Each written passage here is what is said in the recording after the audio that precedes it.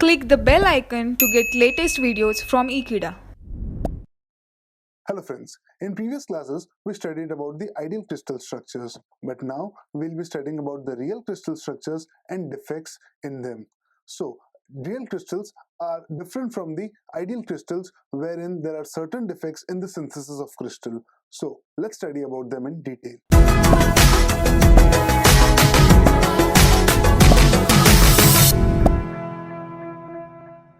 As you know, crystals are synthesized by using unit cells. So, in synthesis of crystals, there are certain defects which are accounted. Now, as you can see, we have certain crystals which are formed by using unit cells. In the structure of these unit cells, many of these unit cells, during synthesis, defects arises in the crystal.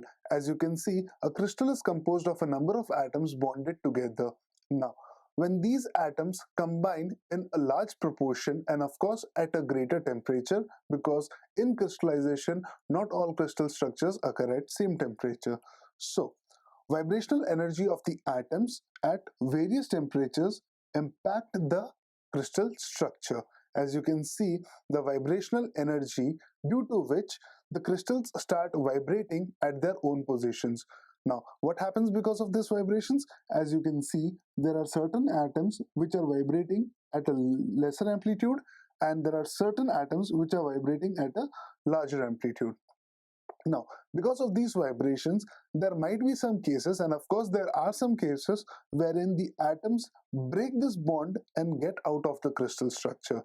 Well, that's the reason the crystals in real are always with certain defects. As you know, diamonds are well-known crystals, but the pricing of diamond is of course dependent on the purity and of course on the crystal structure.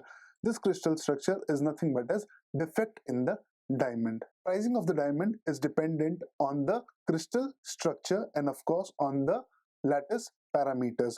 When we mean to say lattice parameters, we say that the pricing of the diamond depends upon its cut and of course the purity. Now, when you talk about the purity, it is nothing but as the defects in the crystal structure of diamond. Now, using this, we have started to develop an entire crystal. As you can see, while building the crystal, we started with this blue atoms, as you can see in this, and after the synthesis of these blue, we find some errors in the green atoms. As you can see, some of the atoms in green side started shifting on the right side, and of course the defect increased and it got stabilized when it got to red atoms. Now, what you can conclude about this structure? In this structure, we can conclude that none of the atoms remain aligned with each other. Now, if you see the entire structure which makes the formation of this crystal, it had to form an entire cube.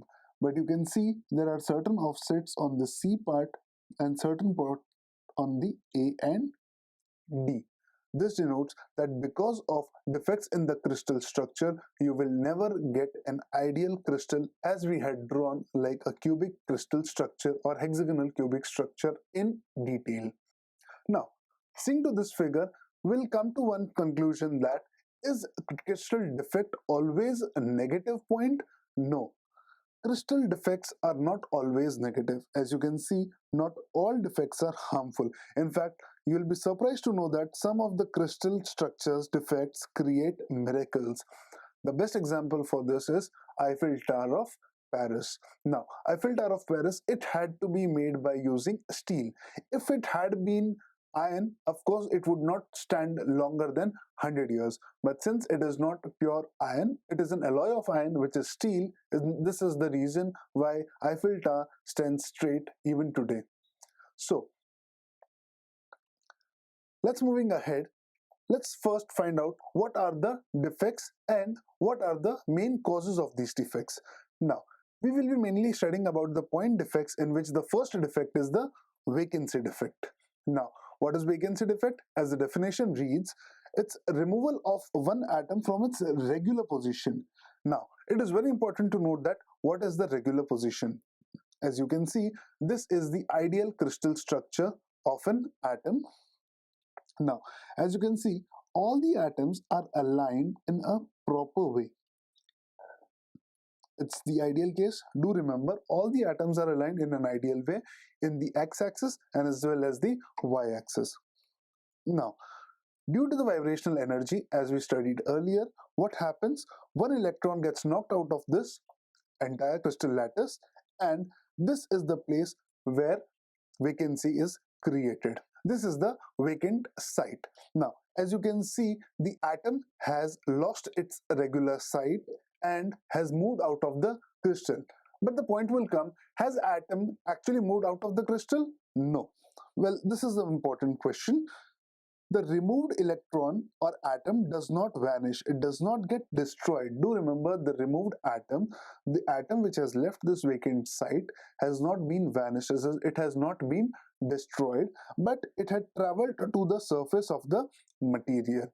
Mathematically, this is the formula which denotes the number of vacant positions created in a crystal structure. As you can see in the formula, N is the number of vacancies, and the capital N is the total number of atoms in a unit cell. T is the temperature. Of course, its SI unit would be Kelvin. In exam, if temperature is given in degree centigrade, do remember to convert it into Kelvin and then solve the numericals.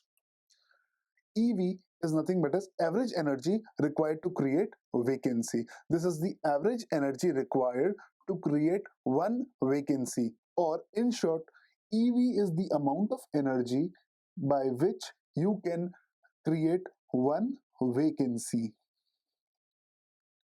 Now K, as you know, is Boltzmann constant. Now we will be doing the numericals in the coming classes, of course. The next defect we'll be talking about is interstitial defect. Now what do you mean by interstitial? Interstitial is nothing but as intermediary positions.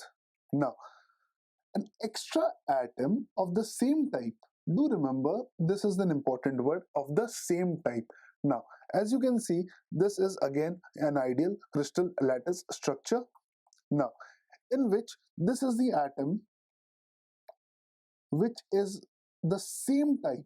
As you can see, this is the same type of atom of which this crystal lattice is composed of. Now, this atom takes up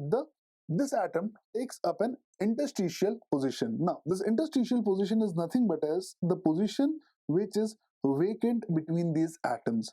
Now, as you can see, these are the places which are vacant in the crystal structure.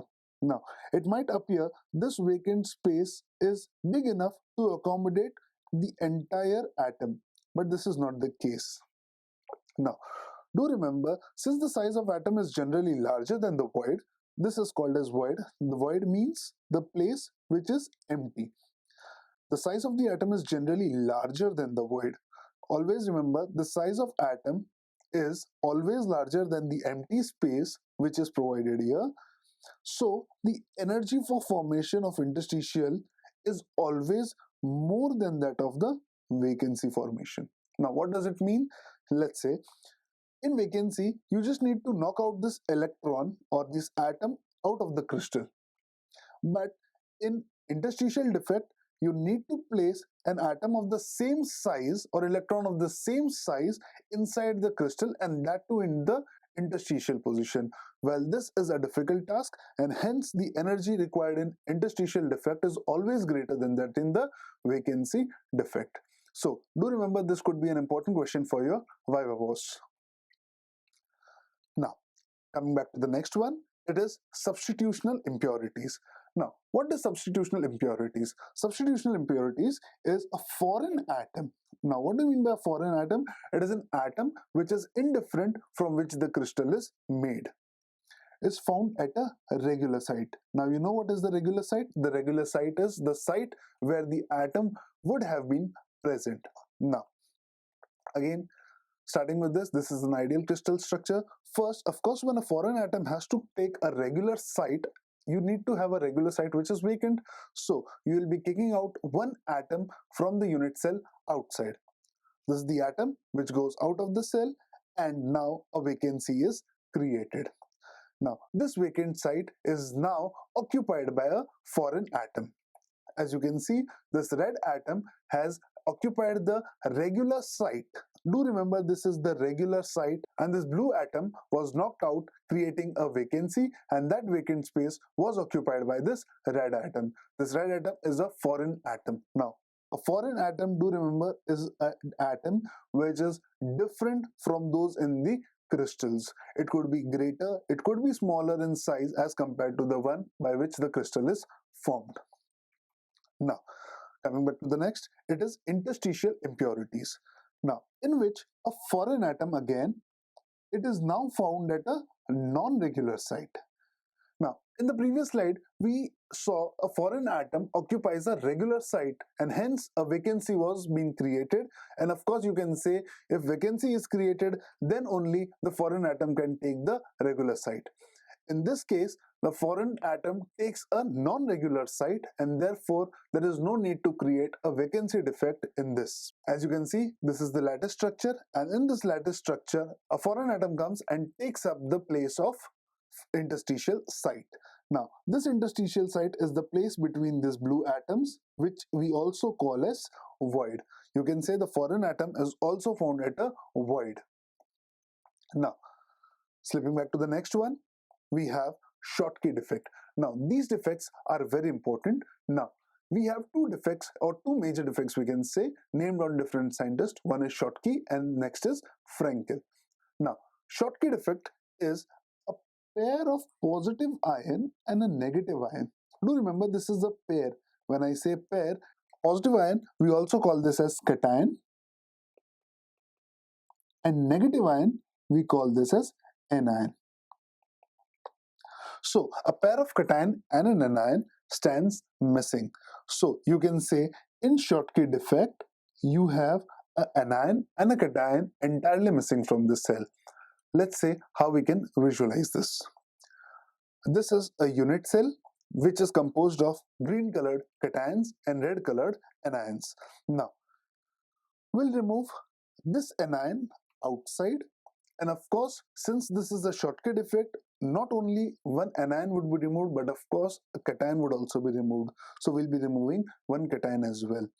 Thereby, we'll be creating a pair of a cation and an anion. As you can see, we have removed a pair of cation and anion, thereby creating two vacant spaces. Now, since the pair of positive ion and negative ion is missing, you can say that electrical neutrality is maintained. Now, what is electrical neutrality? Now, if you would have been only removing the cation, of course, the charge would be positive. How is electrical neutrality maintained? Now, to understand how electrical neutrality is maintained, if we would have been removing only cation, let's say suppose this is the crystal structure, and from which I have removed a positive charge. So what charge would be remaining in this? It would be a negative charge, or I could say I would have formed a negative charged crystal. If I would have been, of course, on the other hand, I would have been removing a negative, the crystal would be of positive charge. But this is not in the case of a Schottky defect. We are removing equal amount of positive charges and negative charges, and therefore the electrical neutrality is maintained. Electrical neutrality means the net charge inside the crystal again is zero. So before it was zero, and of course after removal of the electron pair, or before the removal of the cation anion pair and after the removal of cation anion pair, the charges are zero as well. So hence electrical neutrality is maintained. Of course, this is also one of an important Viva Voce question. Do take care about it. Now, what happens to the density? This is the most critical question. Now, as you can see, you have removed an anion and a cation. Of course, they would be compromising of some masses as well. Now, let's say suppose the mass of anion would be Ma and mass of the cation be Mc. So the total mass that you remove from the crystal is Ma plus Mc. But was there any change in the volume? No, there was no change in the volume because you have just removed cations and anions. You have not altered the unit cell. As you know, density is nothing but as mass upon volume. Now, in the formula, you are altering this M. Rather, you are decreasing this M, keeping volume constant, thereby decreasing the density. and hence we can say that due to Schottky defect, density of the material is decreased, which is very important. Now, mathematically, we can say that N is equals to N into the e to the power EP divided by 2 kT with a negative sign. Now, this formula is again very critical. This formula tells you the N, which is the number of ion pair vacancies, where N is the total number of lattice sites, T is the temperature, of course, in Kelvin, which is the SI unit, EP is the average energy required to create ion vacancy pair. As you knew, in the vacancy, we had EV, which was the energy required to create one vacancy. This is EP, which is required to remove one cation-anion pair out of the crystal structure. K again is the Boltzmann constant. Now, switching to the next one, we have Frankel defect. Now, Frankel defect, a positive ion leaves its regular site and occupies a void. How is this possible? Let's visualize this. This is a crystal and this is a positive and a negative ion crystal. You can see this is a positive cation. In previous classes, we have always studied that a cation is always smaller in size as compared to an anion. We can say that a cation is always smaller in size as compared to an anion. So, what benefit will it take? A cation, if it is in smaller size, of course, it can leave its regular size and occupy the interstitial spaces, as what happens in the Frankel defect. As you can see, this is the cation which is leaving its site and now thereby occupying the interstitial site, or rather it would be bonded between these two anions. Now, a question would come, if there's a positive charge between these two positive charges, would there be any repulsion? Well, if you see the figure, yes, of course, you can imagine, yes, there would be some repulsions, but this is not the case, because in diagrams, I have drawn positive charges and negative charges of equal sizes, but actually the positive sizes or the cations are always smaller in size, so there would be a significant gap between these plus and these plus. Because of the cations on the either side, there would be repulsion in ideal cases, but it won't be in the practical cases, because cations are always smaller than the anions. Now, since the pair of positive ion leaves its regular site and occupies a void, electrical neutrality is maintained. Now, again in this thing, we can notice that a positive ion has not been kept out of the crystal structure. Its site has just been replaced from its regular site to a non-regular site, which thereby maintains electrical neutrality. Or we can say that if it was net charge 0 before the shifting, of course the net charge after the shifting would be 0 as well. So we can say that the electrical neutrality is maintained. Now, a common point that you can refer to in Schottky and of course as well Frankel defect is electrical neutrality is maintained in both the defects. But here density remains same. Now, why does density remain same? Now, density remains same because this positive charge has just migrated from its regular site to a non-regular site or interstitial site, but it has not been kept out of the unit cell or out of the crystal.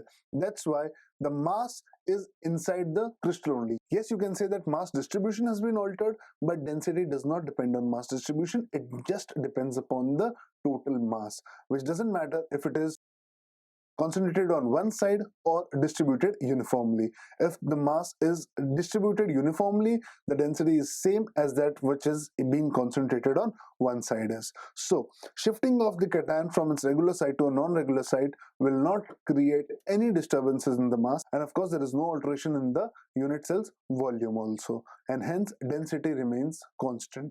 So again, this is the most important point for your viva voce question, and of course distinguish also. Mathematically, we can say that this is the formula by which your number of vacancies are referred as, where N is the number of Frankel defects. We have two n's here. One is n and the second is n dash. This n is the number of lattice sites, n dash is the number of interstitial sites. Now, why it is dependent on both the two n's? The reason is, let's say suppose these are the voids, as you know. These voids are there in the atom but not significant enough. When I say not significant enough, what does it mean? This means that, as in the diagram, you can see there's a sufficient space in between them, but actually there might be some spaces, there might not be even some spaces. So in the crystal structure where there is not enough sites in the interstitial, there is not enough space in the interstitial sites, of course there would be no migration of the cation. So in cases where the anion size is much larger than what the cation size is, of course the interstitial sites would be of prominent volume, and hence Frankel defects would be prominent in number. So this depends on both interstitial sites and of course on the lattice sites. E, as you know, is the temperature in Kelvin. E is the energy required to create vacancy pair. Here is the energy required to create an ion vacancy pair. Now, the most important question in Viva would be, how would you relate this E to the number of, or I can say, how would you relate this E to the size of the anion and cation? Do remember, if you have a crystal structure where this is the size of the anion and this is the size of the cation, here you can significantly see that cation is much smaller as compared to anion. So it would not be much difficult for this cation to leave this anion and occupy an interstitial site. So the energy E would be less for this pair. In cases where anion and cation are of significant sizes, or you can say almost of same sizes, in this case the value of E would be much higher, because in this the interstitial space would not be that significant for the cation to occupy the position. Again, the last K is Boltzmann constant. Let's study the differences between Schottky defect and Frankel defect. Now, this is the most important question for your engineering exams. Do remember, this is a 2 to 3 mark question in every alternate year's paper. Now, this is the distinguish. We have parameter by which we are distinguishing Schottky defect and Frankel defect. The first parameter, of course, is the meaning. As you know, in a Schottky defect, a pair of a cation and anion. Do remember, in Schottky, there's a pair of cation and anion which is missing from their respective positions in the crystal lattice. When I say missing, it is out of the crystal. Whereas in Frankel, a cation gets just distorted or dislocated. A cation gets dislocated from its regular site and occupies a place in the interstitial site. So this is how your Frankel defect is different from a Schottky defect. In Schottky defect, your pair of cation and anion is completely thrown out of the crystal, but in Frankel defect, there is no loss in cation in the crystal. In Frankel defect, there is no loss of cation from the crystal, because the cation just leaves its regular site and occupies a place in non-regular site. The next point would be occurrence. Well, this is the most crucial point. It could be a question for your Viva as well. So, Schottky defect occurs in ionic compounds having high coordination number. So, how does high coordination number intensify Schottky defects? Well, if you know, coordination number is nothing but as the total number of atoms in the just near neighbor. Now, of course, we have studied this. It can only take place in the ionic compounds. And an ionic compound having high coordination number would signify an anion, which is colored in red, surrounded by many cations. If an anion is surrounded by n number of anions, or if I can say the coordination number is very high, there would be high chances for a pair of cation and of course an anion to leave its regular site and completely get out of the crystal structure. Whereas in case of the Frankel defect, we can see it occurs only in the pairs or the ionic compounds where cation is smaller as compared to that of the anion.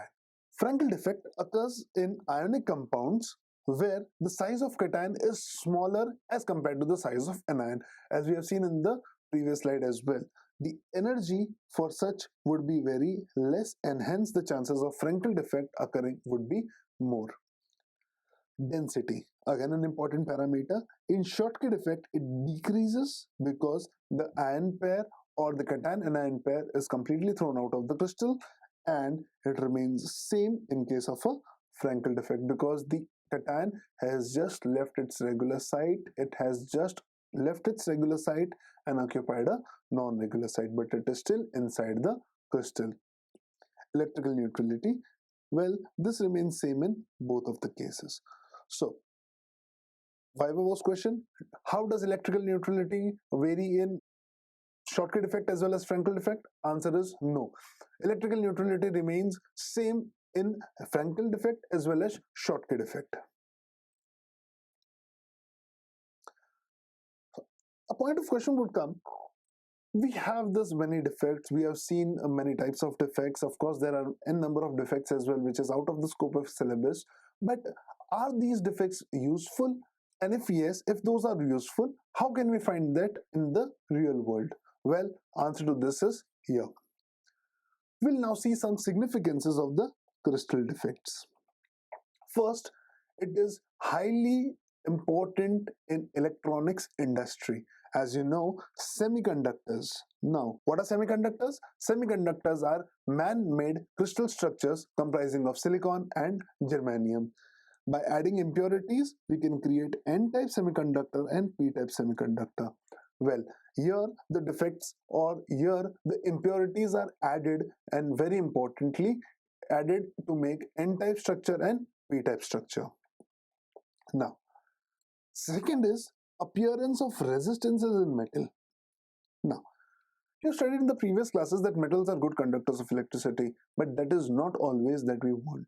We never want a metal to be a very good conductor of electricity in all the cases. Well, there could be some cases where we don't want a metal to conduct electricity any further, or rather we can say we want some metals to have resistance as well. So well, for that you need to distort its crystal structure, and this is how you do that, by using point defects.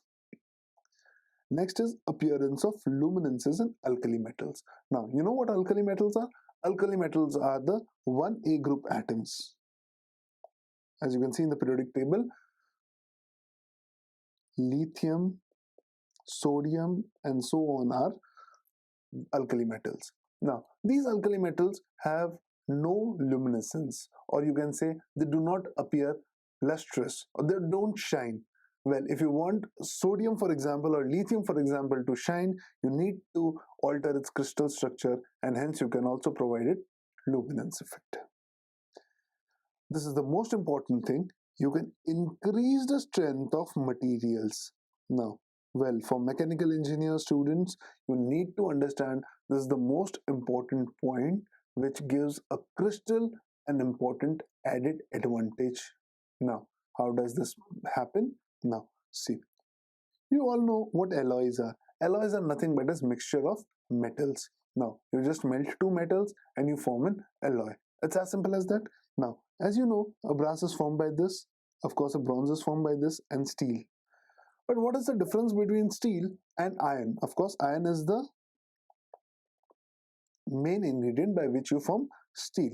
So, how is steel different from iron?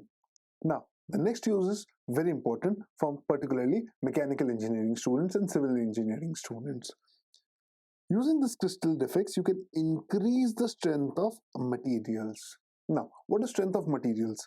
Now, as you know, what are alloys? Alloys are nothing but a mixture of two metals, as we have studied earlier. Now, let's see what a steel is. Now, steel is nothing but as its iron plus carbon. Alright? Now, controlling this amount of carbon and of course some other materials and of course some other minerals, you can create varieties of steel. Some steel could be used in household cooking, some steel could be used in maintaining bridges, Some steel could be used to draw wires. Now, depending on what type of material you want in different steel, you regulate this carbon, iron, and of course other material composition and maintain an alloy composition. Now, this is nothing but as on a micro level crystal defects. On a macro level or on a broader picture, you'll just find, let's say suppose 98% iron and 2% carbon. Well, this 2% carbon does not remain localized somewhere in the mixture. It gets accumulated inside the iron. If you see the entire crystal structure of steel, you'll find there would be some places of iron and some interstitial sites which has been occupied by carbon. Well, the result of this is iron is a weaker metal or a weak in structure or weak in strength as compared to its alloy, which is steel. Next is appearance of colors in various diamonds and gemstones. Now, again, this is an important point. Now, let's say suppose I have a precious stone. Now, what is a precious stone? First of all, a precious stone is nothing but as a crystal which is having certain properties. Let's say suppose it's a diamond. Now, you have seen various colored diamonds as well. Now, I could take some diamond and I would color it. What would be the disadvantage? Of course, the color would fade off. Of course, I don't want one of the diamond to fade off its color. So what will I do? I will just alter its internal crystal structure, or rather I would impart a color to the diamond by changing its constituent unit structure. And by adding some point defects, I can add some color pigmentation to any of the diamond and or gemstone. This is how artificially gemstones are created. Next is variation in elasticity and plasticity in materials. It is nothing but as similar to strength of the materials. By of course altering the internal crystal structure, you can alter the elasticity and plasticity in various metals. Or to say in a layman's language, you can create a material of your own choice and requirements. Thank you so much for watching this video. Stay tuned with eKida and subscribe to eKida.